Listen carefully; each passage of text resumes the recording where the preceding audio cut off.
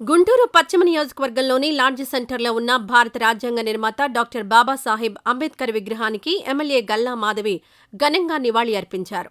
ఈ రోజు ఉదయం లాడ్జి సెంటర్కు చేరుకున్న ఎమ్మెల్యే మాధవి అంబేద్కర్ విగ్రహానికి పూలమాల వేసి శ్రద్ధాంజలి ఘటించారు. ఈ సందర్భంగా ఆమె మాట్లాడుతూ డాక్టర్ అంబేద్కర్ దేశానికి అందించిన సేవలను కొనియాడారు. ఆయన ఆశయాలను కొనసాగించాల్సిన బాధ్యత ప్రతి ఒక్కరిపై ఉందన్నారు.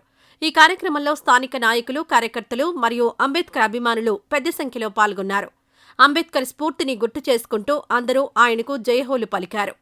డాక్టర్ బిఆర్ అంబేద్కర్ గారి స్టాచ్యూకి ఘన నివాళులు అర్పించడం జరిగింది. 134వ జయంతిని పురస్కరించుకొని ఈరోజు అంగరంగ వైభవంగా ఆయనకి నాయకులందరి చేత ఘన నివాళుని అర్పించుకుని ఆయనకి పూలమాలలు వేసి మేమందరం కూడా ఆయనకు నమస్కరించుకోవడం జరిగింది. అదేవిధంగా రెండవ మాట ఆయన చెప్పడం జరిగింది, ఏ సమాజంలో అయితే స్త్రీ సాధికారత అధికంగా ఉంటుందో అది అభివృద్ధి చెందిన సమాజంగా, అభివృద్ధి చెందిన దేశంగా ఆయన వింగడించడం జరిగింది.